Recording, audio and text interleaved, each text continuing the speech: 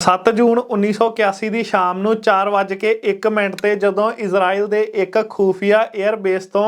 8 F-16 fighter jet ਹਵਾ ਦੇ ਵਿੱਚ ਉਡਾਨ ਭਰਦੇ ਆ ਨਾ ਤਾਂ ਹਰ ਇੱਕ ਫਾਈਟਰ ਜੈਟ ਦੇ ਕੋਲ 2 ਬੰਬ ਸੀ ਜਿਨ੍ਹਾਂ ਨੇ ਕਿ ਇਹ ਤਕਰੀਬਨ 1200 ਕਿਲੋਮੀਟਰ ਦੀ ਦੂਰੀ ਤੈਅ ਕਰਕੇ ਇਜ਼ਰਾਈਲ ਤੋਂ ਇਰਾਕ ਤੱਕ ਜਾਣਾ ਸੀ ਤੇ ਇਰਾਕ ਦੇ ਵਿੱਚ ਚੱਲ ਰਹੇ ਇੱਕ ਨਿਊਕਲੀਅਰ ਰਿਐਕਟਰ ਦੇ ਵਿੱਚ ਇਹ ਬੰਬ ਸੁੱਟਣੇ ਸੀ ਤੇ ਇਹ ਮਿਸ਼ਨ ਇੰਨਾ ਕੁ ਜ਼ਿਆਦਾ ਖਤਰਨਾਕ ਸੀ ਕਿ ਇੱਕ ਤਾਂ ਇਜ਼ਰਾਈਲ ਨੂੰ ਸਾਊਦੀ ਅਰੇਬੀਆ ਤੇ ਜਾਰਡਨ ਦੀ 에ਅਰ ਸਪੇਸ ਨੂੰ ਚਕਮਾ ਦੇਣਾ ਸੀ ਤੇ ਦੂਜਾ ਇਸ ਨਿਊਕਲੀਅਰ ਰਿਐਕਟਰ ਨੂੰ ਡਿਫੈਂਡ ਕਰ ਰਹੀ ਇਰਾਕ ਦੀ ਮਿਲਟਰੀ ਤੋਂ ਵੀ ਬਚਣਾ ਸੀ। ਐਕਸਪਰਟ ਇਹ ਗੱਲ ਕਹਿੰਦੇ ਸੀ ਕਿ ਇਸ ਮਿਸ਼ਨ ਦੇ ਫੇਲ ਹੋਣ ਦੇ 95% ਚਾਂਸ ਸੀ ਤੇ ਜੇਕਰ ਇਹ ਮਿਸ਼ਨ ਫੇਲ ਹੋ ਜਾਂਦਾ ਤਾਂ 8 ਦੇ 8 ਫਾਈਟਰ ਜੈਟ ਦੇ ਵਿੱਚ ਬੈਠੇ ਇਹ ਪਾਇਲਟ ਦੀ ਮੌਤ ਹੋਣੀ ਤੈਅ ਸੀ। ਪਰ ਫਿਰ ਵੀ ਇਜ਼ਰਾਈਲ ਦੀ ਸਰਕਾਰ ਇੰਨੇ ਸਾਰੇ ਰਿਸਕਾਂ ਨੂੰ ਦੇਖਦੇ ਹੋਏ ਵੀ ਇਹ ਮਿਸ਼ਨ ਨੂੰ ਕੰਟੀਨਿਊ ਕਰਦੀ ਆ। ਨਾ ਸਿਰਫ ਕੰਟੀਨਿਊ ਕਰਦੀ ਆ ਬਲਕਿ ਸਕਸੈਸਫੁਲੀ ਉਸ ਨਿਊਕਲੀਅਰ ਰਿਐਕਟਰ ਨੂੰ ਵੀ ਤਬਾਹ ਕਰ ਦਿੰਦੀ ਆ। ਕਿਸ ਤਰੀਕੇ ਦੇ ਨਾਲ ਇਜ਼ਰਾਈਲ ਦੀ ਸਰਕਾਰ ਤੇ ਇਜ਼ਰਾਈਲ ਦੀ ਮੋਸਾਦ ਨੇ ਇਹ ਖਤਰਨਾਕ ਆਪਰੇਸ਼ਨ ਕੀਤਾ ਸੀ, ਅੱਜ ਦੀ ਵੀਡੀਓ ਦੇ ਵਿੱਚ ਆਪਾਂ ਗੱਲ ਕਰਾਂਗੇ ਦੁਨੀਆ ਦੇ ਸਭ ਤੋਂ ਖਤਰਨਾਕ ਮਿਲਟਰੀ ਆਪਰੇਸ਼ਨ ਅਪੇਰਾ ਦੇ ਬਾਰੇ। 8 fighter jets are spotted in the skies over Baghdad, preparing to attack. Their target, the pride and joy of Iraqi dictator Saddam Hussein. It was one of the most important military surprises of all time. ਸੋ ਆਪਣੀ ਇਹ ਕਹਾਣੀ ਸ਼ੁਰੂ ਹੁੰਦੀ ਹੈ ਕਿ ਜਦੋਂ Iraq ਦਾ ਤਾਨਾਸ਼ਾਹ ਬਣਦਾ Saddam Hussain ਤੇ ਜਦੋਂ ਹੀ ਇਹ ਤਾਨਾਸ਼ਾਹ ਬਣਿਆ ਸੀ ਤਾਂ ਇਹਨੂੰ ਚੰਗੀ ਤਰ੍ਹਾਂ ਪਤਾ ਸੀ ਕਿ ਇਰਾਕ ਦੇ ਕੋਲ ਬਹੁਤ ਵੱਡੇ ਲੈਵਲ ਤੇ ਤੇਲ ਦੇ ਭੰਡਾਰ ਨੇ ਤੇ ਜੇਕਰ ਸਦਾਮ ਹੁਸੈਨ ਨੇ ਦੂਜੇ ਦੇਸ਼ਾਂ ਨੂੰ ਇਰਾਕ ਦੇ ਉੱਪਰ ਕਬਜ਼ਾ ਕਰਨ ਤੋਂ ਬਚਾਉਣਾ ਤਾਂ ਉਹਨੂੰ ਨਿਊਕਲੀਅਰ ਪਾਵਰ ਦੇਸ਼ ਬਣਨਾ ਪਊਗਾ ਤੇ ਇਸੇ ਹੀ ਗੱਲ ਦੇ ਕਰਕੇ ਉਹ ਇੱਕ ਟੀਮ ਤਿਆਰ ਕਰਦਾ ਜਿਹੜੀ ਕਿ ਨਿਊਕਲੀਅਰ ਬੰਬ ਬਣਾਉਣ ਦੇ ਲਈ ਕੰਮ ਕਰਨਾ ਸ਼ੁਰੂ ਕਰ ਦਿੰਦੀ ਆ ਸਦਾਮ ਹੁਸੈਨ ਦੇ ਸ਼ੁਰੂਆਤੀ ਦਿਨਾਂ ਦੇ ਵਿੱਚ ਹੀ। ਪਰ ਸਦਾਮ ਹੁਸੈਨ ਨੂੰ ਇੱਕ ਬਹੁਤ ਵੱਡੀ ਪ੍ਰੋਬਲਮ ਆ ਰਹੀ ਸੀ ਕਿ ਇਰਾਕ ਉਹਨਾਂ ਦੇਸ਼ਾਂ ਦੇ ਵਿੱਚੋਂ ਇੱਕ ਸੀ ਜਿਹਨੇ ਨਾਨ ਪ੍ਰੋਲੀਫਰੇਸ਼ਨ ਟ੍ਰੀਟੀ ਦੇ ਉੱਪਰ ਸਾਈਨ ਕੀਤੇ ਸੀ, ਯਾਨੀ ਕਿ ਉਹ ਐਗਰੀਮੈਂਟ ਜਿਹਦੇ ਵਿੱਚ ਸਾਰੇ ਦੇਸ਼ਾਂ ਨੇ ਇਹ ਗੱਲ ਤੇ ਐਗਰੀ ਕੀਤਾ ਸੀ ਕਿ ਉਹ ਨਾ ਤਾਂ ਨਿਊਕਲੀਅਰ ਬੰਬ ਬਣਾਉਣ ਦੀ ਕੋਸ਼ਿਸ਼ ਕਰਨਗੇ ਤੇ ਨਾ ਹੀ ਕੋਈ ਹੋਰ ਦੇਸ਼ ਉਸ ਦੇਸ਼ ਨੂੰ ਨਿਊਕਲੀਅਰ ਬੰਬ ਬਣਾਉਣ ਦੇ ਲਈ ਕੋਈ ਮਦਦ ਕਰੇਗਾ ਤੇ ਇਸੇ ਹੀ ਗੱਲ ਦੇ ਕਰਕੇ ਉਹਨੂੰ ਕਿਤੋਂ ਵੀ ਨਿਊਕਲੀਅਰ ਰਿਐਕਟਰ ਨਹੀਂ ਮਿਲ ਰਿਹਾ ਸੀ। ਪਰ ਸਦਾਮ ਹੁਸੈਨ ਨੂੰ ਚੰਗੀ ਤਰ੍ਹਾਂ ਪਤਾ ਸੀ ਕਿ ਜੇਕਰ ਉਹਨੇ ਨਿਊਕਲੀਅਰ ਰਿਐਕਟਰ ਖਰੀਦਣਾ ਨਾ ਤਾਂ ਉਹਨੂੰ ਵੱਡੀ ਮਾਤਰਾ ਦੇ ਵਿੱਚ ਪੈਸਾ ਸਪੈਂਡ ਕਰਨਾ ਪੈਣਾ ਤੇ ਕਿਉਂਕਿ ਉਹਦੇ ਕੋਲ ਬਹੁਤ ਜ਼ਿਆਦਾ ਤੇਲ ਦੇ ਭੰਡਾਰ ਸੀ ਤਾਂ ਉਹ ਬਹੁਤ ਸਾਰੇ ਪੈਸੇ ਲੈ ਕੇ ਸ਼ਾਪਿੰਗ ਕਰਨ ਦੇ ਲਈ ਨਿਕਲਦਾ, ਕਹਿ ਲਓ ਕਿ ਇੱਕ ਨਿਊਕਲੀਅਰ ਰਿਐਕਟਰ ਖਰੀਦਣ ਦੇ ਲਈ ਨਿਕਲਦਾ ਤੇ ਕਿਉਂਕਿ ਸਦਾਮ ਹੁਸੈਨ ਦੇ ਕੋਲ ਬਹੁਤ ਸਾਰਾ ਪੈਸਾ ਸੀ ਤਾਂ ਕਰਕੇ ਉਹਨੂੰ ਸਪਲਾਇਰ ਵੀ ਜਲਦੀ ਮਿਲ ਜਾਂਦਾ, ਯਾਨੀ ਕਿ ਫਰਾਂਸ ਦੇਸ਼ ਸਦਾਮ ਹੁਸੈਨ ਦੀ ਮਦਦ ਕਰਨ ਦੇ ਲਈ ਤਿਆਰ ਹੋ ਜਾਂਦਾ ਸਿਰਫ ਇਸ ਗੱਲ ਦੇ ਲਈ ਕਿ ਜੇਕਰ ਸਦਾਮ ਹੁਸੈਨ ਇੱਕ એનર્ਜੀ ਪਰਪਸ ਦੇ ਲਈ ਇਹ ਨਿਊਕਲੀਅਰ ਰਿਐਕਟਰ ਬਣਾਉਣਾ ਚਾਹੁੰਦਾ ਤਾਂ ਫਰਾਂਸ ਦੀ ਸਰਕਾਰ ਉਹਨਾਂ ਦੀ ਮਦਦ ਕਰੇਗੀ ਤੇ ਇਹ ਦੋਨੇ ਦੇਸ਼ ਇੱਕ ਐਗਰੀਮੈਂਟ ਕਰਦੇ ਆ ਤੇ ਜਿਹੜੀ ਇਹ ਦੋਨੇ ਦੇਸ਼ ਡੀਲ ਕਰਦੇ ਆ ਸਾਲ 1975 ਦੇ ਵਿੱਚ ਤਕਰੀਬਨ $200 ਮਿਲੀਅਨ ਦੀ ਇਹ ਡੀਲ ਕੀਤੀ ਜਾਂਦੀ ਆ ਤੇ ਜੇਕਰ ਆਪਾਂ ਇਨਫਲੇਸ਼ਨ ਨੂੰ ਅੱਜ ਦੇ ਦਿਨ ਕਾਊਂਟ ਕਰੀਏ ਨਾ ਤਾਂ ਤਕਰੀਬਨ $1.5 ਬਿਲੀਅਨ ਦੀ ਇਹ ਡੀਲ ਕੀਤੀ ਗਈ ਸੀਗੀ ਸਦਾਮ ਹੁਸੈਨ ਦੇ ਦੁਆਰਾ ਆਪਦੇ ਦੇਸ਼ ਨੂੰ ਇੱਕ ਨਿਊਕਲੀਅਰ ਪਾਵਰ ਬਣਾਉਣ ਦੇ ਲਈ। ਤੇ ਜਦੋਂ ਹੀ ਇਹ ਦੋਨੇ ਦੇਸ਼ਾਂ ਦੇ ਵਿੱਚ ਡੀਲ ਹੁੰਦੀ ਹੈ ਨਾ ਤਾਂ ਫਰਾਂਸ ਇੱਕ ਅਜਿਹਾ ਦੇਸ਼ ਬਣ ਜਾਂਦਾ ਜਿਹੜਾ ਕਿ ਇਰਾਕ ਨੂੰ ਹੁਣ ਇਹ ਡਿਫੈਂਡ ਕਰਨ ਲੱਗ ਜਾਂਦਾ ਕਿ ਹਾਂ ਇਰਾਕ ਨਿਊਕਲੀਅਰ ਪਾਵਰ ਦੇਸ਼ ਤਾਂ ਬਣ ਰਿਹਾ ਪਰ ਸਿਰਫ ਪੀਸਫੁਲ ਪਰਪਸ ਦੇ ਲਈ, ਯਾਨੀ ਕਿ ਸਿਰਫ એનર્ਜੀ ਪੈਦਾ ਕਰੂਗਾ ਸਦਾਮ ਹੁਸੈਨ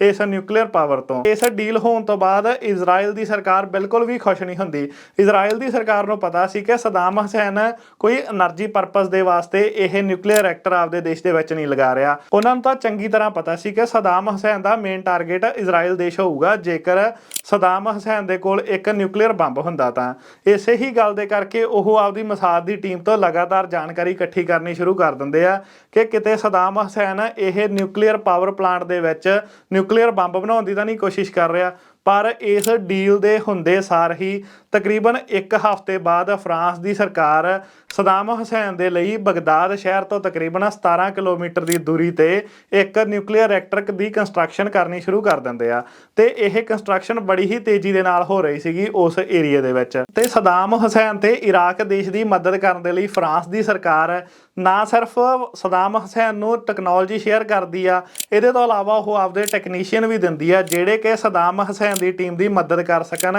ਇਰਾਕ ਦੇਸ਼ ਦੇ ਵਿੱਚ ਜਾ ਕੇ। ਤੇ ਜਦੋਂ ਹੀ ਮਸਾਦ ਦੇ ਏਜੰਟਸ ਨੂੰ ਇਹ ਖਬਰ ਮਿਲਦੀ ਆ ਕਿ ਬਗਦਾਦ ਤੋਂ 17 ਕਿਲੋਮੀਟਰ ਦੀ ਦੂਰੀ ਤੇ ਇੱਕ ਨਿਊਕਲੀਅਰ ਰਿਐਕਟਰ ਦੀ ਕੰਸਟਰਕਸ਼ਨ ਹੋ ਰਹੀ ਆ, ਤੇ ਜਿਹੜੇ ਇਹ ਨਿਊਕਲੀਅਰ ਰਿਐਕਟਰ ਦੀ ਕੰਸਟਰਕਸ਼ਨ ਹੋ ਰਹੀ ਆ ਨਾ, ਉਸ ਰਿਐਕਟਰ ਦਾ ਨਾਮ ਵੀ ਸਦਾਮ ਹੁਸੈਨ ਨੇ ਤੈਮੂਜ਼ ਰੱਖਿਆ, ਜਿਹੜਾ ਕਿ ਬੈਬਲੋਨੀਅਨ ਕੈਲੰਡਰ ਦਾ ਇੱਕ ਮਹੀਨਾ ਸੀ। ਤੇ ਇਸੇ ਹੀ ਮਹੀਨੇ ਦੇ ਵਿੱਚ 586 BC ਦੇ ਵਿੱਚ ਜਿਊਸ਼ ਲੋਕਾਂ ਦੇ ਉੱਪਰ ਬਹੁਤ ਅਤਿਆਚਾਰ ਹੋਇਆ ਸੀ। ਤੇ ਇਸ ਗੱਲ ਤੋਂ ਇਜ਼ਰਾਈਲ ਦੀ ਸਰਕਾਰ ਦੇ ਕੰਨ ਖੜੇ ਹੋ ਜਾਂਦੇ ਆ ਕਿ ਹਾਂ, ਜੇਕਰ ਉਹਨਾਂ ਨੇ ਤੈਮੂਜ਼ ਨਾਂ ਰੱਖਿਆ ਨਾ, ਤਾਂ ਇਹਦਾ ਸਿੱਧਾ ਇਹ ਮਤਲਬ ਆ ਕਿ ਇਸ ਨਿਊਕਲੀਅਰ ਰਿਐਕਟਰ ਤੋਂ ਬਾਅਦ ਸਦਾਮ ਹੁਸੈਨ ਹੁਣ ਇੱਕ ਨਿਊਕਲੀਅਰ ਬੰਬ ਬਣਾਊਗਾ ਤੇ ਉਹਦਾ ਮੇਨ ਟਾਰਗੇਟ ਇਜ਼ਰਾਈਲ ਦੇਸ਼ ਹੋਊਗਾ। ਤੇ ਇਸੇ ਹੀ ਗੱਲ ਦੇ ਕਰਕੇ ਇਜ਼ਰਾਈਲ ਦੀ ਸਰਕਾਰ ਅਮਰੀਕਾ ਦੀ ਮਦਦ ਲੈ ਕੇ ਡਿਪਲੋਮੈਟਿਕ ਪ੍ਰੈਸ਼ਰ ਬਣਾਉਣ ਦੀ ਕੋਸ਼ਿਸ਼ ਕਰਦੀ ਆ ਇਰਾਕ ਦੇ ਉੱਪਰ, ਪਰ ਉਹਨਾਂ ਨੂੰ ਕੋਈ ਖਾਸ ਸਫਲਤਾ ਨਹੀਂ ਮਿਲਦੀ, ਕਿਉਂਕਿ ਸਦਾਮ ਹੁਸੈਨ ਕਿਸੇ ਦੀ ਵੀ ਸੁਣਨ ਵਾਲਾ ਨਹੀਂ ਸੀ। ਤਾਂ ਕਰਕੇ ਉੱਥੇ ਨਿਊਕਲੀਅਰ ਰਿਐਕਟਰ ਦੀ ਕੰਸਟਰਕਸ਼ਨ ਲਗਾਤਾਰ ਹੋ ਰਹੀ ਸੀਗੀ ਇਰਾਕ ਦੇਸ਼ ਦੇ ਵਿੱਚ। ਪਰ ਫਿਰ ਜਦੋਂ ਇਜ਼ਰਾਈਲ ਦੀ ਸਰਕਾਰ ਨੂੰ ਪਤਾ ਲੱਗਦਾ ਕਿ ਡਿਪਲੋਮੈਟਿਕ ਚੈਨਲ ਦੇ ਥਰੂ ਤਾਂ ਹੁਣ ਸਦਾਮ ਹੁਸੈਨ ਨੂੰ ਰੋਕਣਾ ਪੋਸੀਬਲ ਨਹੀਂ, ਤੇ ਉਸ ਤੋਂ ਬਾਅਦ ਇਜ਼ਰਾਈਲ ਦੀ ਸਰਕਾਰ ਇਹ ਆਪਰੇਸ਼ਨ ਮਸਾਦ ਦੀ ਟੀਮ ਨੂੰ ਦੇ ਦਿੰਦੀ ਆ।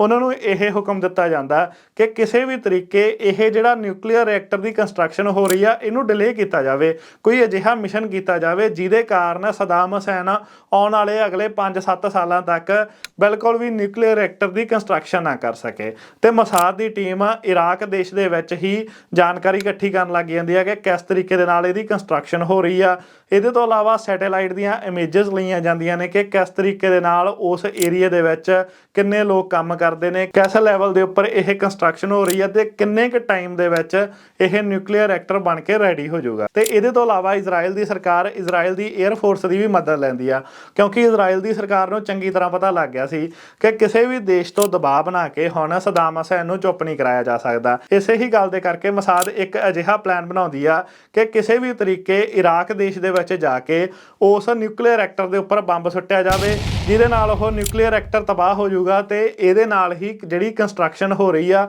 ਉਹ ਆਉਣ ਵਾਲੇ ਅਗਲੇ 5-7 ਸਾਲਾਂ ਤੱਕ ਰੁਕ ਜੂਗੀ। ਤੇ ਫਿਰ ਇਸੇ ਹੀ ਪਲਾਨ ਦੇ ਉੱਪਰ ਕੰਮ ਕਰਨਾ ਸ਼ੁਰੂ ਕੀਤਾ ਜਾਂਦਾ। ਪਹਿਲਾਂ ਤਾਂ ਇਹ ਦੇਖਿਆ ਜਾਂਦਾ ਕਿ ਕਿਸੇ ਵੀ ਨਜ਼ਦੀਕੀ 에ਅਰ ਬੇਸ ਤੋਂ ਜੇਕਰ ਇਰਾਕ ਤੱਕ ਪਹੁੰਚਣ ਦਾ ਉਹਨਾਂ ਨੂੰ ਕੋਈ ਰਸਤਾ ਮਿਲ ਜੇ ਤਾਂ ਉਹ ਆਪਦੇ ਫਾਈਟਰ ਜੈਟ ਲੈ ਕੇ ਇਰਾਕ ਦੇ ਇਸ ਨਿਊਕਲੀਅਰ ਰਿਐਕਟਰ ਦੇ ਉੱਪਰ ਬੰਬ ਸੁੱਟ ਦੇਣਗੇ ਤੇ ਉਹਨੂੰ ਤਬਾਹ ਕਰ ਦੇਣਗੇ। ਪਰ ਜਦੋਂ ਉਹਨਾਂ ਨੂੰ ਕੋਈ ਵੀ ਸਫਲਤਾ ਨਹੀਂ ਮਿਲਦੀ ਤਾਂ ਇਜ਼ਰਾਈਲ ਦੀ 에ਅਰ ਫੋਰਸ ਇਸ ਗੱਲ ਦੇ ਲਈ ਤਿਆਰ ਹੋ ਜਾਂਦੀ ਆ ਕਿ ਉਹ ਇਜ਼ਰਾਈਲ ਦੇ ਹੀ 에ਅਰ ਬੇਸ ਤੋਂ ਉਡਾਨ ਭਰ ਕੇ ਸਾਊਦੀ ਅਰੇਬੀਆ ਦੇ ਜਾਰਡਨ ਦੇ ਵਿੱਚੋਂ ਦੀ ਹੁੰਦੇ ਹੋਏ ਇਰਾਕ ਤੱਕ ਜਾਣਗੇ। ਪਰ ਇਸ ਪਲਾਨ ਦੇ ਵਿੱਚ ਬਹੁਤ ਸਾਰੇ ਰਿਸਕ ਸੀਗੇ। ਇਹਦੇ ਵਿੱਚ ਸਭ ਤੋਂ ਪਹਿਲਾਂ ਤਾਂ ਉਹਨਾਂ ਫਾਈਟਰ ਜੈਟਸ ਨੂੰ ਸਾਊਦੀ ਅਰੇਬੀਆ ਤੇ ਜਾਰਡਨ ਦੀ 에ਅਰ ਸਪੇਸ ਨੂੰ ਚਕਮਾ ਦੇਣਾ ਪੈਣਾ ਸੀ, ਤੇ ਇਹਦੇ ਤੋਂ ਇਲਾਵਾ ਇੰਨੀ ਜ਼ਿਆਦਾ ਦੂਰੀ ਤੈਅ ਕਰਕੇ ਇਰਾਕ ਤੱਕ ਜਾਣਾ ਪੈਣਾ ਸੀ, ਤੇ ਫਿਰ ਹੀ ਉਹ ਇਹ ਨਿਊਕਲੀਅਰ ਰਿਐਕਟਰ ਨੂੰ ਤਬਾਹ ਕਰ ਸਕਦੇ ਸੀ। ਹਾਲਾਂਕਿ ਹਰ ਇੱਕ ਬੰਦੇ ਨੂੰ ਇਸ ਪਲਾਨ ਦੇ ਵਿੱਚ ਬਹੁਤ ਰਿਸਕ ਲੱਗ ਰਿਹਾ ਸੀਗਾ। ਇਸੇ ਹੀ ਗੱਲ ਦੇ ਕਰਕੇ ਇਜ਼ਰਾਈਲ ਦੀ ਜਿਹੜੀ ਆਪੋਜੀਸ਼ਨ ਪਾਰਟੀ ਹੁੰਦੀ ਆ ਉਹ ਇਜ਼ਰਾਈਲ ਦੀ ਮੌਜੂਦਾ ਸਰਕਾਰ ਦੇ ਉੱਪਰ ਦਬਾਅ ਬਣਾਉਂਦੀ ਆ ਕਿ ਇਹ ਖਤਰਨਾਕ ਮਿਸ਼ਨ ਦੇ ਵਿੱਚ ਉਹ ਆਪਦੇ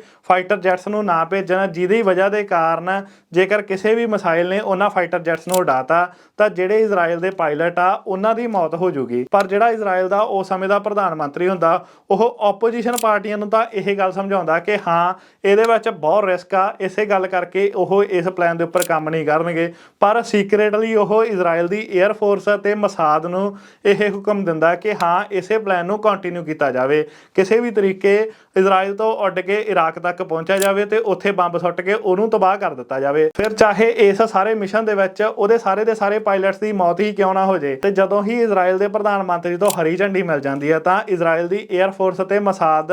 8 ਬੰਦਿਆਂ ਨੂੰ ਰਿਕਰੂਟ ਕਰਦੀ ਆ ਜਿਹੜੇ ਕਿ ਪਾਇਲਟ ਹੁੰਦੇ ਆ, ਤੇ ਉਹਨਾਂ ਨੂੰ 8 F-16 ਫਾਈਟਰ ਜੈਟ ਦਿੱਤੇ ਜਾਂਦੇ ਆ। ਉਹਨਾਂ ਨੂੰ ਇਹ ਤਿਆਰੀ ਕਰਾਈ ਜਾਂਦੀ ਹੈ ਕਿ ਘੱਟ ਤੋਂ ਘੱਟ ਐਲਟੀਟਿਊਡ ਦੇ ਉੱਪਰ ਇਹਨਾਂ F-16 ਫਾਈਟਰ ਜੈਟ ਨੂੰ ਉਡਾਉਣ ਦੀ ਉਹ ਕੋਸ਼ਿਸ਼ ਕਰਨ, ਕਿਉਂਕਿ ਜੇਕਰ ਉਹਨਾਂ ਨੇ ਸਾਊਦੀ ਅਰੇਬੀਆ ਤੇ ਜਾਰਡਨ ਦੀ 에ਅਰ ਸਪੇਸ ਨੂੰ ਚਕਮਾ ਦੇਣਾ ਨਾ ਤਾਂ ਉਹਨਾਂ ਨੂੰ ਲੋ ਐਲਟੀਟਿਊਡ ਦੇ ਉੱਪਰ ਫਲਾਈ ਕਰਨਾ ਪਊ। ਜੇਕਰ ਉਹ ਹਾਈ ਐਲਟੀਟਿਊਡ ਦੇ ਉੱਪਰ ਹੋਏ ਤਾਂ ਰਡਾਰ ਦੇ ਵਿੱਚ ਉਹ ਆ ਜਾਣਗੇ, ਜਿਹਦੇ ਕਾਰਨ ਉਹ ਫੜੇ ਗਏ ਤਾਂ ਫਿਰ ਇਹ ਮਿਸ਼ਨ ਨੂੰ ਕੰਟੀਨਿਊ ਨਹੀਂ ਕਰ ਸਕਦੇ। ਤੇ ਇਹਦੇ ਤੋਂ ਇਲਾਵਾ ਜਿਹੜੇ ਇਹ 8 ਦੇ 8 ਪਾਇਲਟ ਸੀ ਉਹਨਾਂ ਨੂੰ ਸਾਊਦੀ ਅਰੇਬੀਆ ਤੇ ਜਾਰਡਨ ਦੀ ਲੋਕਲ ਲੈਂਗੁਏਜ ਵੀ ਸਿਖਾਈ ਜਾਂਦੀ ਆ, ਕਿਉਂਕਿ ਜੇਕਰ ਇਹ ਪਾਇਲਟ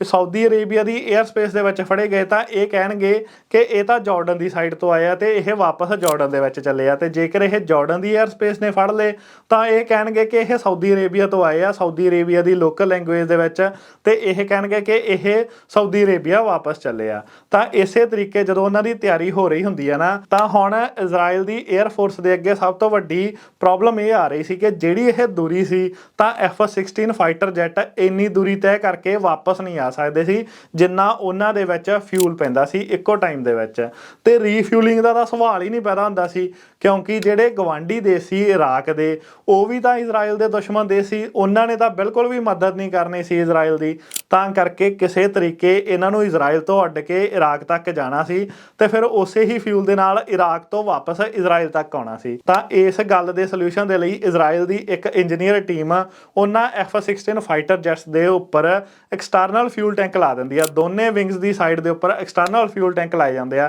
ਜਿਨ੍ਹਾਂ ਦੇ ਵਿੱਚ ਕਿ ਤੇਲ ਭਰਿਆ ਜਾਂਦਾ ਤੇ ਉਹ ਤੇਲ ਨੂੰ ਪਹਿਲਾਂ ਯੂਜ਼ ਕੀਤਾ ਜਾਂਦਾ, ਤਾਂ ਕਿ ਜਿੰਨਾ ਜ਼ਿਆਦਾ ਤੋਂ ਜ਼ਿਆਦਾ ਸਫ਼ਰ ਉਸ ਤੇਲ ਨਾਲ ਕੱਢਿਆ ਜਾ ਸਕੇ, ਓਨਾ ਹੀ ਇਹਨਾਂ ਫਾਈਟਰ ਜੈਟਸ ਦੇ ਪਾਇਲਟਸ ਦੇ ਲਈ ਫਾਇਦੇਮੰਦ ਸੀ। ਤੇ ਜਦੋਂ ਹੀ ਇਹ ਫਾਈਟਰ ਜੈਟਸ ਦੇ ਵਿੱਚ ਐਕਸਟਰਨਲ ਫਿਊਲ ਟੈਂਕ ਲਾਏ ਜਾਂਦੇ ਆ ਨਾ, ਤਾਂ ਇਹ ਫਿਊਲ ਟੈਂਕਸ ਦੇ ਨਾਲ ਉਹ ਫਾਈਟਰ ਜੈਟਸ ਦਾ ਭਾਰ ਬਹੁਤ ਜ਼ਿਆਦਾ ਵੱਧ ਗਿਆ ਸੀ। ਇਸੇ ਵਜ੍ਹਾ ਦੇ ਕਾਰਨ ਕਈ ਅਜਿਹੀਆਂ ਚੀਜ਼ਾਂ ਨੂੰ ਉਹਨਾਂ ਫਾਈਟਰ ਜੈਟਸ ਦੇ ਵਿੱਚੋਂ ਕੱਢਿਆ ਜਾਂਦਾ ਜਿਹੜੀਆਂ ਕਿ ਡਿਫੈਂਸ ਸਿਸਟਮ ਦੇ ਲਈ ਬਹੁਤ ਵਧੀਆ ਹੁੰਦੀਆਂ ਨੇ, ਪਰ ਕਿਉਂਕਿ ਇਹ ਚੀਜ਼ਾਂ ਉਸ ਫਾਈਟਰ ਜੈਟ ਦੇ ਵਿੱਚੋਂ ਕੱਢਤੀਆਂ ਸੀ, ਤਾਂ ਕਰਕੇ ਹੁਣ ਬਹੁਤ ਜ਼ਿਆਦਾ ਰਿਸਕ ਸੀ ਉਹਨਾਂ ਪਾਇਲਟਸ ਦੇ ਲਈ। ਪਰ ਫਿਰ ਵੀ ਉਹ ਇਸ ਗੱਲ ਦੀ ਪਰਵਾਹ ਕੀਤੇ ਬਿਨਾਂ ਇਸ ਮਿਸ਼ਨ ਦੇ ਉੱਪਰ ਜਾਣ ਦੇ ਲਈ ਤਿਆਰ ਹੋ ਜਾਂਦੇ ਆ ਕਿ ਉਹਨਾਂ ਨੂੰ ਪਤਾ ਕਿ 95% ਚਾਂਸ ਇਹ ਹੈ ਕਿ ਉਹਨਾਂ ਦੀ ਮੌਤ ਹੋਊਗੀ ਇਸ ਮਿਸ਼ਨ ਦੇ ਉੱਪਰ। ਤੇ ਇਹਦੇ ਤੋਂ ਇਲਾਵਾ ਮਸਾਦ ਦੀ ਇੱਕ ਟੀਮ ਇਸ ਕੰਮ ਦੇ ਉੱਪਰ ਵੀ ਲੱਗ ਜਾਂਦੀ ਹੈ ਕਿ ਜਿਸ ਦਿਨ ਇਜ਼ਰਾਈਲ ਦੀ 에ਅਰ ਫੋਰਸ ਇਹ ਮਿਸ਼ਨ ਕਰੂਗੀ, ਉਸ ਦਿਨ ਮਸਾਦ ਦੀ ਟੀਮ ਨੇ ਸਾਊਦੀ ਅਰੇਬੀਆ ਤੇ ਜਾਰਡਨ ਦੀ 에ਅਰ ਸਪੇਸ ਨੂੰ ਹੈਕ ਕਰਨਾ, ਤਾਂ ਕਿ ਇਹਨਾਂ ਜਹਾਜ਼ਾਂ ਨੂੰ ਸੇਫ ਪੈਸੇਜ ਮਿਲ ਸਕੇ ਇਰਾਕ ਤੱਕ ਜਾਣ ਦੇ ਲਈ। ਤੇ ਇਹ ਜਿਹੜਾ ਹੈਕ ਕਰਨ ਵਾਲਾ ਸਿਸਟਮ ਸੀ, ਇਹ ਕੋਈ ਇੰਨਾ ਸੌਖਾ ਨਹੀਂ ਸੀ, ਕਿਉਂਕਿ ਸਾਊਦੀ ਅਰੇਬੀਆ ਨੇ ਤਾਜ਼ੇ AWACS ਫਾਈਟਰ ਜੈਟਸ ਖਰੀਦੇ ਸੀ US ਤੋਂ, ਜਿਹੜੇ ਕਿ 24 ਘੰਟੇ ਸਾਊਦੀ ਅਰੇਬੀਆ ਦੀ 에ਅਰ ਸਪੇਸ ਦੀ ਨਿਗਰਾਨੀ ਕਰਦੇ ਸੀ। ਪਰ ਫਿਰ ਵੀ ਇਸ ਪਲਾਨ ਨੂੰ ਕੰਟੀਨਿਊ ਕਰਕੇ ਸਾਰੀਆਂ ਚੀਜ਼ਾਂ ਦੀ ਪ੍ਰੈਕਟਿਸ ਕੀਤੀ ਜਾਂਦੀ ਆ। ਤੇ ਇਹ ਹਜੇ ਆਪਦੀ ਤਿਆਰੀ ਹੀ ਕਰ ਰਹੇ ਹੁੰਦੇ ਆ ਕਿ 1 ਜੂਨ 1987 ਨੂੰ ਇੱਕ ਅਖਬਾਰ ਦੇ ਵਿੱਚ ਖਬਰ ਆਉਂਦੀ ਆ ਕਿ ਜਿਹੜੀ ਉਹ ਨਿਊਕਲੀਅਰ ਰਿਐਕਟਰ ਦੀ ਕੰਸਟਰਕਸ਼ਨ ਕਰ ਰਿਹਾ ਸੀ ਇਰਾਕ ਦੇ ਵਿੱਚ ਸਦਾਮ ਹੁਸੈਨ, ਉਹ ਆਲਮੋਸਟ ਰੈਡੀ ਹੋ ਚੁੱਕੀ ਆ। ਹੁਣ ਜਲਦੀ ਹੀ ਇਰਾਕ ਵੀ ਇੱਕ ਨਿਊਕਲੀਅਰ ਪਾਵਰ ਦੇਸ਼ ਹੋਊਗਾ। ਤੇ ਇਸ ਖਬਰ ਨੂੰ ਸੁਣਦੇ ਸਾਰ ਹੀ ਇਜ਼ਰਾਈਲ ਦਾ ਪ੍ਰਧਾਨ ਮੰਤਰੀ ਬੜਾ ਹੈਰਾਨ ਹੁੰਦਾ। ਉਹ ਉਸੇ ਹੀ ਸ਼ਾਮ ਆਪਦੇ ਘਰ ਦੇ ਵਿੱਚ ਹੀ ਇੱਕ ਮੀਟਿੰਗ ਸੱਦਦਾ, ਜਿਹਦੇ ਵਿੱਚ ਇਜ਼ਰਾਈਲ ਦੀ 에ਅਰ ਫੋਰਸ ਦੇ ਕੁਝ ਕੁ ਆਫੀਸਰ ਆਉਂਦੇ ਆ ਤੇ ਇਹਦੇ ਤੋਂ ਇਲਾਵਾ ਮਸਾਦ ਦੇ ਕੁਝ ਕੁ ਅਧਿਕਾਰੀ ਆਉਂਦੇ ਆ। ਉਹਨਾਂ ਦੇ ਨਾਲ ਉਹ ਇੱਕ ਸੀਕ੍ਰੇਟ ਮੀਟਿੰਗ ਕਰਦਾ, ਜਿਹਦੇ ਵਿੱਚ ਉਹ ਇਹਨਾਂ ਨੂੰ ਆਰਡਰ ਦਿੰਦਾ ਕਿ 1 ਹਫ਼ਤੇ ਦੇ ਅੰਦਰ ਅੰਦਰ ਇਹ ਮਿਸ਼ਨ ਨੂੰ ਅੰਜਾਮ ਦਿੱਤਾ ਜਾਵੇ। ਤੇ ਇਸ ਮੀਟਿੰਗ ਤੋਂ ਬਾਅਦ ਹੀ 7 ਜੂਨ 1981 ਦਾ ਦਿਨ ਸਿਲੈਕਟ ਕੀਤਾ ਜਾਂਦਾ। 7 ਜੂਨ 1981 ਦਾ ਦਿਨ ਸਿਲੈਕਟ ਕਰਨ ਦੇ ਵਿੱਚ ਵੀ ਕਈ ਕਾਰਨ ਸੀ, ਕਿਉਂਕਿ 7 ਜੂਨ 1981 ਨੂੰ ਇੱਕ ਤਾਂ ਐਤਵਾਰ ਸੀ ਤੇ ਐਤਵਾਰ ਨੂੰ ਘੱਟ ਲੋਕ ਹੁੰਦੇ ਸੀ ਉਸ ਨਿਊਕਲੀਅਰ ਰਿਐਕਟਰ ਦੇ ਵਿੱਚ। ਤੇ ਇਹਦੇ ਤੋਂ ਇਲਾਵਾ ਜਿੰਨੇ ਵੀ ਫ੍ਰੈਂਚ ਅਧਿਕਾਰੀ ਉਸ ਨਿਊਕਲੀਅਰ ਰਿਐਕਟਰ ਦੇ ਵਿੱਚ ਕੰਮ ਕਰਦੇ ਸੀ, ਉਹਨਾਂ ਸਾਰੇ ਅਧਿਕਾਰੀਆਂ ਦੀ ਛੁੱਟੀ ਹੁੰਦੀ ਸੀਗੀ। ਥੋੜੇ ਬਹੁਤ ਫ੍ਰੈਂਚ ਅਧਿਕਾਰੀ ਅਜਿਹੇ ਸੀ ਜਿਹੜੇ ਕਿ ਐਤਵਾਰ ਨੂੰ ਉਸ ਨਿਊਕਲੀਅਰ ਰਿਐਕਟਰ ਦੇ ਵਿੱਚ ਆਉਂਦੇ ਸੀ। ਤਾਂ ਕਰਕੇ 7 ਜੂਨ ਦਾ ਦਿਨ ਸਿਲੈਕਟ ਕੀਤਾ ਜਾਂਦਾ। ਤੇ ਜਿਹੜੀ ਟਾਈਮਿੰਗ ਸਿਲੈਕਟ ਕੀਤੀ ਜਾਂਦੀ ਹੈ ਨਾ ਉਸ ਨਿਊਕਲੀਅਰ ਰਿਐਕਟਰ ਦੇ ਉੱਪਰ ਬੰਬ ਸੁੱਟਣ ਦੀ, ਉਹਨੂੰ ਵੀ ਬੜੀ ਧਿਆਨ ਦੇ ਨਾਲ ਸਿਲੈਕਟ ਕੀਤਾ ਜਾਂਦਾ, ਕਿਉਂਕਿ ਮਸਾਦ ਦੇ ਅਧਿਕਾਰੀ ਇਰਾਕ ਦੇਸ਼ ਦੇ ਵਿੱਚ ਹੀ ਮੌਜੂਦ ਸੀ, ਉਸ ਨਿਊਕਲੀਅਰ ਰਿਐਕਟਰ ਦੇ ਆਸ-ਪਾਸ ਹੀ। ਤਾਂ ਉਹ ਨੋਟ ਕਰਦੇ ਆ ਕਿ ਸ਼ਾਮ ਨੂੰ 5:30-6 ਵਜੇ ਦੇ ਕਰੀਬ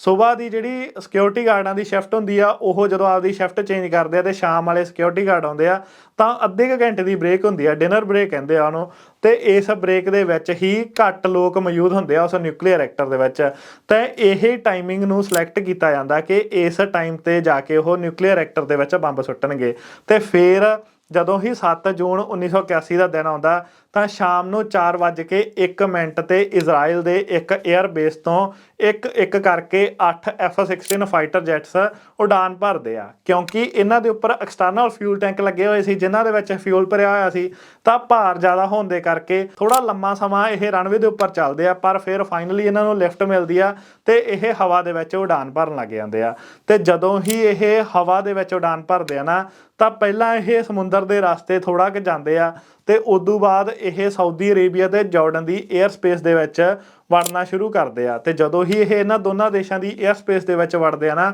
ਤਾਂ ਜਿਹੜਾ ਇਹਨਾਂ ਜਹਾਜ਼ਾਂ ਦਾ ਐਲਟੀਟਿਊਡ ਸੀ ਉਹਨੂੰ 100 ਫੁੱਟ ਤੇ ਕਰ ਦਿੱਤਾ ਜਾਂਦਾ। 100 ਫੁੱਟ ਇੰਨਾ ਕੁ ਘੱਟ ਹੁੰਦਾ ਕਿ ਆਸਾਨੀ ਦੇ ਨਾਲ ਧਰਤੀ ਤੇ ਖੜਾ ਕੋਈ ਵੀ ਇਨਸਾਨ ਇਹਨਾਂ ਜਹਾਜ਼ਾਂ ਦੇ ਉੱਪਰ ਲਿਖੇ ਹੋਏ ਅੱਖਰਾਂ ਨੂੰ ਵੀ ਪੜ੍ਹ ਸਕਦਾ। ਤੇ ਇਸੇ ਹੀ ਗੱਲ ਦੇ ਕਰਕੇ ਜਦੋਂ ਇਹ 100 ਫੁੱਟ ਦੀ ਉਚਾਈ ਦੇ ਉੱਪਰ ਉੱਡ ਰਹੇ ਹੁੰਦੇ ਆ ਨਾ ਤਾਂ ਜਿਹੜਾ ਸਾਊਦੀ ਅਰੇਬੀਆ ਦਾ ਰਾਜਾ ਹੁੰਦਾ ਉਹ ਆਪਦੀ ਇੱਕ ਯਾਟ ਦੇ ਵਿੱਚ ਛੁੱਟੀਆਂ ਮਨਾ ਰਿਹਾ ਹੁੰਦਾ ਤੇ ਜਦੋਂ ਹੀ ਉਹ ਆਪਦੇ ਸਿਰ ਦੇ ਉੱਤੋਂ ਦੀ ਇਹਨਾਂ ਫਾਈਟਰ ਜੈਟਸ ਨੂੰ ਉੜਦੇ ਦੇਖਦਾ ਨਾ ਤਾਂ ਉਹ ਬੜੀ ਹੀ ਆਸਾਨੀ ਦੇ ਨਾਲ ਸਮਝ ਜਾਂਦਾ ਕਿ ਇਹ ਇਜ਼ਰਾਈਲ ਦੇ ਫਾਈਟਰ ਜੈਟਸ ਆ ਤੇ ਇਹ ਇਰਾਕ ਦੇਸ਼ ਦੇ ਵੱਲ ਚੱਲੇ ਆ, ਸ਼ਾਇਦ ਇਹ ਇਰਾਕ ਦੇ ਉੱਪਰ ਹਮਲਾ ਕਰਨ ਦੇ ਲਈ ਚੱਲੇ ਆ। ਤੇ ਉਹ ਜਿਹੜਾ ਰਾਜਾ ਸੀ ਉਹ ਸਦਾਮ ਹੁਸੈਨ ਦਾ ਬਹੁਤ ਵਧੀਆ ਦੋਸਤ ਸੀ। ਇਸੇ ਹੀ ਗੱਲ ਦੇ ਕਰਕੇ ਉਹ ਸਾਊਦੀ ਅਰੇਬੀਆ ਦੇ ਅਫੀਸ਼ੀਅਲਸ ਨੂੰ ਇਹ ਗੱਲ ਕਹਿੰਦਾ ਕਿ ਜਲਦੀ ਤੋਂ ਜਲਦੀ ਇਰਾਕ ਦੇ ਅਫੀਸ਼ੀਅਲਸ ਨੂੰ ਕਾਲ ਕਰਕੇ ਦੱਸਣ ਕਿ ਇਸ ਤਰੀਕੇ ਦੇ ਨਾਲ ਫਾਈਟਰ ਜੈਟਸ ਆ ਰਹੇ ਆ ਉਹਨਾਂ ਦੀ ਤਰਫ ਇਜ਼ਰਾਈਲ ਦੇ। ਤੇ ਜਦੋਂ ਹੀ ਉਹ ਕਾਲ ਕਰਨ ਦੀ ਕੋਸ਼ਿਸ਼ ਕਰਦੇ ਆ ਨਾ ਤਾਂ ਮਸਾਦ ਦੀ ਟੀਮ ਇੱਥੇ ਆਪਦਾ ਕੰਮ ਕਰ ਰਹੀ ਹੁੰਦੀ ਆ। ਉਹ ਸਾਰਾ ਏਰੀਆ ਨੂੰ ਹੈਕ ਕੀਤਾ ਹੁੰਦਾ, ਕਿਸੇ ਵੀ ਤਰੀਕੇ ਰੇਡੀਓ ਦੇ ਉੱਪਰ ਗੱਲ ਨਹੀਂ ਹੋ ਸਕਦੀ, ਕੋਈ ਵੀ ਉਹਨਾਂ ਨੂੰ ਮੈਸੇਜ ਭੇਜਣ ਦਾ ਮੀਡੀਅਮ ਨਹੀਂ ਹੁੰਦਾ ਜਿਹਦੇ ਕਾਰਨ ਇਰਾਕ ਤੱਕ ਇਹ ਰਾਜੇ ਦਾ ਮੈਸੇਜ ਨਹੀਂ ਪਹੁੰਚਦਾ। ਪਰ ਫਿਰ ਇਸੇ ਹੀ ਤਰੀਕੇ ਕਦੇ ਸਾਊਦੀ ਅਰੇਬੀਆ ਤੇ ਕਦੇ ਜਾਰਡਨ ਦੀ 에ਅਰ ਸਪੇਸ ਦੇ ਵਿੱਚੋਂ ਹੁੰਦੇ ਹੋਏ ਤਕਰੀਬਨ 90 ਮਿੰਟਾਂ ਦੇ ਬਾਅਦ ਇਜ਼ਰਾਈਲ ਦੇ ਇਹ ਫਾਈਟਰ ਜੈਟਸ ਇਰਾਕ ਤੱਕ ਪਹੁੰਚ ਜਾਂਦੇ ਆ ਤੇ ਫਿਰ ਉਦੋਂ ਬਾਅਦ ਇਹ ਇਰਾਕ ਦੀ 에ਅਰ ਸਪੇਸ ਨੂੰ ਵੀ ਚਕਮਾ ਦਿੰਦੇ ਹੋਏ ਬਗਦਾਦ ਸ਼ਹਿਰ ਦੇ ਵੱਲ ਜਾਂਦੇ ਆ ਤੇ ਥੋੜੇ ਹੀ ਸਮੇਂ ਦੇ ਬਾਅਦ ਇਹ ਬਗਦਾਦ ਸ਼ਹਿਰ ਦੇ ਆਸ-ਪਾਸ ਪਹੁੰਚ ਜਾਂਦੇ ਆ ਤੇ ਤਕਰੀਬਨ 5:35 ਤੇ ਪਹਿਲੀ ਵਾਰੀ ਇਹਨਾਂ ਨੂੰ ਉਹ ਨਿਊਕਲੀਅਰ ਰਿਐਕਟਰ ਦਿਖਾਈ ਦਿੰਦਾ ਜਿਹਦੇ ਵਿੱਚ ਇਹਨਾਂ ਨੇ ਬੰਬ ਸੁੱਟਣੇ ਸੀ। ਤੇ ਜਦੋਂ ਹੀ ਇਹ ਉਹ ਨਿਊਕਲੀਅਰ ਰਿਐਕਟਰ ਨੂੰ ਦੇਖਦੇ ਆ ਤਾਂ 5:36 ਤੇ ਪਹਿਲਾ ਇਹ ਫਾਈਟਰ ਜੈਟ F-16 ਉਸ ਨਿਊਕਲੀਅਰ ਰਿਐਕਟਰ ਦੇ ਉੱਪਰ ਬੰਬ ਸੁੱਟਦਾ ਤੇ ਹਰ 3 ਸੈਕਿੰਡ ਦੇ ਬਾਅਦ ਹਰ ਫਾਈਟਰ ਜੈਟ ਆਪਦੇ ਜਿਹੜੇ 2 ਉਹਦੇ ਕੋਲ ਬੰਬ ਸੀਗੇ ਉਹਨਾਂ ਨੂੰ ਇਸ ਨਿਊਕਲੀਅਰ ਰਿਐਕਟਰ ਦੇ ਵਿੱਚ ਸੁੱਟਦਾ। ਤਕਰੀਬਨ ਅੱਧੇ ਮਿੰਟ ਤੱਕ ਇਹ ਫਾਈਟਰ ਜੈਟ ਉਸ ਨਿਊਕਲੀਅਰ ਰਿਐਕਟਰ ਦੇ ਵਿੱਚ ਤੇ ਉਸ ਨਿਊਕਲੀਅਰ ਰਿਐਕਟਰ ਦੇ ਆਸ-ਪਾਸ ਬੰਬ ਸੁੱਟਦੇ ਆ ਜਿਹਦੇ ਨਾਲ ਉਹ ਪੂਰੇ ਦਾ ਪੂਰਾ ਨਿਊਕਲੀਅਰ ਰਿਐਕਟਰ ਤਬਾਹ ਹੋ ਜਾਂਦਾ, ਉੱਥੇ ਕੁਝ ਵੀ ਨਹੀਂ ਬਚਦਾ। ਤੁਸੀਂ ਆਹ ਫੋਟੋ ਦੇ ਵਿੱਚ ਦੇਖ ਸਕਦੇ ਆ ਕਿ ਇੱਕ ਫੋਟੋ ਤਾਂ ਹੈਗੀ ਆ ਉਸ ਨਿਊਕਲੀਅਰ ਰਿਐਕਟਰ ਦੇ ਉੱਪਰ ਬੰਬ ਸੁੱਟਣ ਤੋਂ ਪਹਿਲਾਂ ਦੀ ਤੇ ਆਹ ਦੂਜੀ ਫੋਟੋ ਆ ਜਿਹਦੇ ਵਿੱਚ ਕਿ ਬੰਬ ਸੁੱਟਣ ਤੋਂ ਬਾਅਦ ਕੁਝ ਵੀ ਨਹੀਂ ਬਚਦਾ, ਬੁਰੀ ਤਰੀਕੇ ਦੇ ਨਾਲ ਉਸ ਨਿਊਕਲੀਅਰ ਰਿਐਕਟਰ ਦੇ ਵਿੱਚ ਅੱਗ ਲੱਗ ਜਾਂਦੀ ਆ। ਤੇ ਜਦੋਂ ਹੀ ਇਹ ਪਹਿਲਾ ਜਹਾਜ਼ ਬੰਬ ਸੁੱਟਦਾ ਨਾ ਉਸ ਨਿਊਕਲੀਅਰ ਰਿਐਕਟਰ ਦੇ ਉੱਪਰ ਤਾਂ ਇਰਾਕ ਦੇ ਜਿਹੜੇ ਸਿਕਿਉਰਿਟੀ ਗਾਰਡ ਉਸ ਨਿਊਕਲੀਅਰ ਰਿਐਕਟਰ ਦੀ ਸਿਕਿਉਰਿਟੀ ਦੇ ਲਈ ਲੱਗੇ ਹੋਏ ਸੀ ਉਹ ਇਹਨਾਂ ਜਹਾਜ਼ਾਂ ਦੇ ਉੱਪਰ ਓਪਨ ਫਾਇਰਿੰਗ ਕਰ ਦਿੰਦੇ ਆ। ਹਾਲਾਂਕਿ ਇਹਨਾਂ ਦਾ ਜਿਹੜਾ ਡਿਫੈਂਸ ਸਿਸਟਮ ਸੀ ਉਹ ਬਹੁਤ ਵੀਕ ਹੋ ਚੁੱਕਿਆ ਸੀਗਾ, ਉਹ ਐਕਸਟਰਨਲ ਫਿਊਲ ਟੈਂਕ ਲੱਗੇ ਹੋਣ ਦੇ ਕਾਰਨ, ਪਰ ਫਿਰ ਵੀ ਇਹ ਜਹਾਜ਼ ਉਸ ਗੋਲੀਬਾਰੀ ਨੂੰ ਸਰਵਾਈਵ ਕਰ ਜਾਂਦੇ ਆ ਤੇ ਉਸ ਨਿਊਕਲੀਅਰ ਰਿਐਕਟਰ ਨੂੰ ਢਹਿ ਢੇਰੀ ਕਰ ਦਿੰਦੇ ਆ। ਲਗਾਤਾਰ ਇਰਾਕ ਦੀ 에ਅਰ ਫੋਰਸ ਵੀ ਇਹਨਾਂ ਦਾ ਪਿੱਛਾ ਕਰਕੇ ਇਹਨਾਂ ਦੇ ਉੱਪਰ ਮਿਸਾਈਲਾਂ ਸੁੱਟਣ ਦੀ ਕੋਸ਼ਿਸ਼ ਕਰਦੀ ਆ, ਪਰ ਇਹ ਹਰ ਇੱਕ ਹਮਲੇ ਤੋਂ ਬਚਦੇ ਹੋਏ ਉਸ ਨਿਊਕਲੀਅਰ ਰਿਐਕਟਰ ਨੂੰ ਤਬਾਹ ਕਰ ਦਿੰਦੇ ਆ। ਤੇ ਜਦੋਂ ਹੀ ਇਹ ਨਿਊਕਲੀਅਰ ਰਿਐਕਟਰ ਤਬਾਹ ਹੁੰਦਾ ਨਾ ਤਾਂ ਹੁਣ ਇਹਨਾਂ ਦੀ ਅਗਲੀ ਪਲੈਨਿੰਗ ਸ਼ੁਰੂ ਹੁੰਦੀ ਹੈ ਕਿ ਹੁਣ ਇਹਨਾਂ ਨੇ ਇਰਾਕ ਤੋਂ ਇਜ਼ਰਾਈਲ ਤੱਕ ਵਾਪਸ ਜਾਣਾ, ਜਿਹਦੇ ਬਾਰੇ ਇਹਨਾਂ 8 ਦੇ 8 ਫਾਈਟਰ ਜੈਟਸ ਦੇ ਕੋਲ ਕੋਈ ਵੀ ਪਲਾਨ ਨਹੀਂ ਸੀ ਕਿਉਂਕਿ ਇਹਨਾਂ ਨੂੰ ਲੱਗਦਾ ਸੀ ਕਿ ਇਹ ਮਿਸ਼ਨ ਤਾਂ ਫੇਲ ਹੋਣਾ। ਹਾਂ, ਇਹ ਹੋ ਸਕਦਾ ਕਿ ਇਹ ਇਰਾਕ ਤੱਕ ਤਾਂ ਪਹੁੰਚ ਜਾਣ, ਉੱਥੇ ਦਾ ਬੰਬ ਸੁੱਟ ਦੇਣ, ਪਰ ਸ਼ਾਇਦ ਇਹ ਵਾਪਸ ਨਾ ਆਉਣ। ਉਦੋਂ ਪਹਿਲਾਂ ਇਰਾਕ ਦੀ ਆਰਮੀ ਇਹਨਾਂ ਨੂੰ ਮਾਰ ਦੂ। ਪਰ ਫਿਰ ਵੀ ਇਹ ਸਾਰੇ ਦੇ ਸਾਰੇ ਫਾਈਟਰ ਜੈਟ ਉਸ ਗੋਲੀਬਾਰੀ ਤੋਂ ਬਚਦੇ ਹੋਏ ਵਾਪਸ ਇਜ਼ਰਾਈਲ ਦੇ ਵੱਲ ਆਉਣਾ ਸ਼ੁਰੂ ਕਰਦੇ ਆ। ਜਿਸ ਰਸਤੇ ਇਹ ਇਜ਼ਰਾਈਲ ਤੋਂ ਇਰਾਕ ਤੱਕ ਗਏ ਸੀ ਸੇਮ ਉਸੇ ਹੀ ਰੂਟ ਨੂੰ ਫੋਲੋ ਕਰਦੇ ਆ। ਹਜੇ ਤੱਕ ਵੀ ਮਸਾਦ ਦੀ ਟੀਮ ਨੇ ਉਹ ਸਾਊਦੀ ਅਰੇਬੀਆ ਤੇ ਜਾਰਡਨ ਦੀ 에ਅਰ ਸਪੇਸ ਨੂੰ ਹੈਕ ਕੀਤਾ ਹੋਇਆ ਸੀ, ਜਿਹਦੇ ਕਾਰਨ ਇਹ ਬੜੀ ਹੀ ਆਸਾਨੀ ਦੇ ਨਾਲ ਪਹਿਲਾਂ ਸਾਊਦੀ ਅਰੇਬੀਆ ਤੇ ਜਾਰਡਨ ਦੇ ਵਿੱਚੋਂ ਦੀ ਹੁੰਦੇ ਹੋਏ ਇਜ਼ਰਾਈਲ ਦੇ ਵਿੱਚ ਆ ਜਾਂਦੇ ਆ ਵਾਪਸ ਉਹੀ 90 ਮਿੰਟਾਂ ਦਾ ਸਫ਼ਰ ਤੈਅ ਕਰਕੇ। ਹਾਲਾਂਕਿ ਕਾਫੀ ਲੰਮਾ ਸਮਾਂ ਇਰਾਕ ਦੀ 에ਅਰ ਫੋਰਸ ਇਹਨਾਂ ਦਾ ਪਿੱਛਾ ਕਰਦੀ ਆ, ਕਾਫੀ ਇਹਨਾਂ ਦੇ ਉੱਪਰ ਹਮਲੇ ਕੀਤੇ ਜਾਂਦੇ ਆ, ਪਰ ਫਿਰ ਵੀ ਇਹ ਬਚਦੇ ਬਚਾਉਂਦੇ ਇਜ਼ਰਾਈਲ ਤੱਕ ਆ ਜਾਂਦੇ ਆ। ਤੇ ਜਿਹੜੇ ਫਿਊਲ ਟੈਂਕ ਇਹਨਾਂ ਦੇ ਉਹ ਐਕਸਟਰਨਲ ਲੱਗੇ ਹੋਏ ਸੀ ਵਿੰਗਸ ਦੇ ਨਾਲ, ਜਦੋਂ ਇਹ ਜਾਂਦੇ ਹੋਏ ਸਾਊਦੀ ਅਰੇਬੀਆ ਨੂੰ ਕ੍ਰਾਸ ਕਰ ਰਹੇ ਸੀ ਤਾਂ ਜਦੋਂ ਹੀ ਉਹਨਾਂ ਦੇ ਵਿੱਚੋਂ ਸਾਰਾ ਫਿਊਲ ਯੂਜ਼ ਹੋ ਗਿਆ ਸੀ ਤਾਂ ਉਹਨਾਂ ਨੂੰ ਉੱਥੇ ਹੀ ਕਿਸੇ ਰੇਗਿਸਤਾਨ ਦੇ ਵਿੱਚ ਡੰਪ ਕਰ ਦਿੱਤਾ ਗਿਆ ਸੀਗਾ। ਤੇ ਜਿਹੜੇ ਇਹਨਾਂ ਫਾਈਟਰ ਜੈਟਸ ਦੇ ਦੁਆਰਾ ਉਸ ਨਿਊਕਲੀਅਰ ਰਿਐਕਟਰ ਦੇ ਉੱਪਰ ਬੰਬ ਸੁੱਟੇ ਗਏ ਸੀ ਉਹਨਾਂ ਦੇ ਵਿੱਚ ਜਿਹੜਾ ਇਹ ਨਿਊਕਲੀਅਰ ਰਿਐਕਟਰ ਆ ਇਹ ਤਾਂ ਬੁਰੀ ਤਰੀਕੇ ਦੇ ਨਾਲ ਤਬਾਹ ਹੋ ਜਾਂਦਾ ਇਹਦੇ ਤੋਂ ਇਲਾਵਾ 11 ਲੋਕਾਂ ਦੀ ਮੌਤ ਹੋ ਜਾਂਦੀ ਆ, ਜਿਹਦੇ ਵਿੱਚੋਂ ਕਿ 10 ਤਾਂ ਇਰਾਕੀ ਲੋਕ ਹੁੰਦੇ ਆ ਤੇ ਇੱਕ ਫ੍ਰੈਂਚ ਸਾਇੰਟਿਸਟ ਹੁੰਦਾ, ਜਿਹਦੇ ਨਾਲ ਫਰਾਂਸ ਦੇਸ਼ ਇਜ਼ਰਾਈਲ ਦੇ ਨਾਲ ਕਾਫੀ ਅਪਸੈਟ ਹੁੰਦਾ। ਉਹਦੇ ਉੱਪਰ ਕਈ ਸੈਂਕਸ਼ਨ ਲਗਾਏ ਜਾਂਦੇ ਆ। ਕਈ ਹੋਰ ਦੇਸ਼ ਵੀ ਅਜਿਹੇ ਹੁੰਦੇ ਆ ਜਿਹੜੇ ਕਿ ਇਰਾਕ ਦੇ ਮਿੱਤਰ ਦੇਸ਼ ਹੁੰਦੇ ਆ, ਤਾਂ ਉਹ ਵੀ ਇਜ਼ਰਾਈਲ ਦੇ ਉੱਪਰ ਅਜਿਹੇ ਸੈਂਕਸ਼ਨ ਲਾਉਂਦੇ ਆ। ਪਰ ਕਾਫੀ ਸਾਲਾਂ ਬਾਅਦ ਇਹ ਸਾਰੇ ਦੇ ਸਾਰੇ ਸੈਂਕਸ਼ਨ ਵਿਡਰਾਅ ਕਰ ਲਏ ਜਾਂਦੇ ਆ। ਤੇ ਕਈ ਦੇਸ਼ ਅਜਿਹੇ ਸੀ ਜਿਹੜੇ ਕਿ ਇਜ਼ਰਾਈਲ ਦਾ ਧੰਨਵਾਦ ਕਰ ਰਹੇ ਸੀ ਕਿ ਜੇਕਰ ਸਦਾਮ ਹੁਸੈਨ ਉਸ ਸਮੇਂ ਨਿਊਕਲੀਅਰ ਪਾਵਰ ਬਣ ਜਾਂਦਾ ਨਾ, ਤਾਂ ਉਹਨੇ ਪੂਰੀ ਦੁਨੀਆ ਨੂੰ ਹਿਲਾ ਕੇ ਰੱਖ ਦੇਣਾ ਸੀਗਾ। ਤਾਂ ਕਰਕੇ ਇਹ ਇਜ਼ਰਾਈਲ ਦੀ ਸਰਕਾਰ ਦਾ ਧੰਨਵਾਦ ਕਰਦੇ ਆ। ਤੇ ਇਹ ਇਜ਼ਰਾਈਲ ਦੀ ਹੀ ਸਰਕਾਰ ਸੀ ਜਿਹਨੇ ਇੰਨਾ ਖਤਰਨਾਕ ਮਿਸ਼ਨ ਕੀਤਾ ਕਿ ਜਿਹਦੇ ਵਿੱਚ 95% ਇਹ ਚਾਂਸ ਸੀ ਕਿ ਇਹ ਮਿਸ਼ਨ ਫੇਲ ਹੋਊਗਾ। ਪਰ ਫਿਰ ਵੀ ਇਹ ਬਹਾਦਰ ਪਾਇਲਟ ਇੰਨੀ ਦੂਰੀ ਤੈਅ ਕਰਕੇ ਉਸ ਦੇਸ਼ ਦੇ ਵਿੱਚ ਜਾਂਦੇ ਆ ਤੇ ਉਸ ਦੇਸ਼ ਦਾ ਨਿਊਕਲੀਅਰ ਰਿਐਕਟਰ ਤਬਾਹ ਕਰਕੇ ਵਾਪਸ ਆ ਜਾਂਦੇ ਆ ਤੇ ਸਿੱਧੀ ਟੱਕਰ ਸਦਾਮ ਹੁਸੈਨ ਖਤਰਨਾਕ ਤਾਨਾਸ਼ਾਹ ਦੇ ਨਾਲ ਲੈਂਦੇ ਆ। ਤੇ ਇਹ ਤਾਂ ਵੀਡੀਓ ਸੀਗੀ ਇਜ਼ਰਾਈਲ ਦੇ ਆਪਰੇਸ਼ਨ ਓਪੇਰਾ ਦੇ ਬਾਰੇ। ਤੇ ਆਹ ਵੀਡੀਓ ਤੇ ਕਲਿੱਕ ਕਰਕੇ ਦੇਖਿਓ ਕਿ ਦੁਨੀਆ ਦਾ ਦੂਜਾ ਸਭ ਤੋਂ ਖਤਰਨਾਕ ਤਾਨਾਸ਼ਾਹ ਈਦੀ ਅਮੀਨ ਦੇ ਦੇਸ਼ ਦੇ ਵਿੱਚ ਇੱਕ ਹਾਈਜੈਕ ਕੀਤਾ ਹੋਇਆ ਜਹਾਜ਼ ਮਸਾਦ ਦੇ ਕੁਝ ਕੁ ਅਧਿਕਾਰੀ ਕਿਵੇਂ ਛੁਡਾ ਕੇ ਲੈ ਕੇ ਆਉਂਦੇ ਆ। ਬਹੁਤ ਹੀ ਇੰਟਰਸਟਿੰਗ ਵੀਡੀਓ ਆ ਤੇ ਆਪਾਂ ਤੁਹਾਡੇ ਨਾਲ ਮਿਲਦੇ ਆ ਅਗਲੀ ਵੀਡੀਓ ਦੇ ਵਿੱਚ।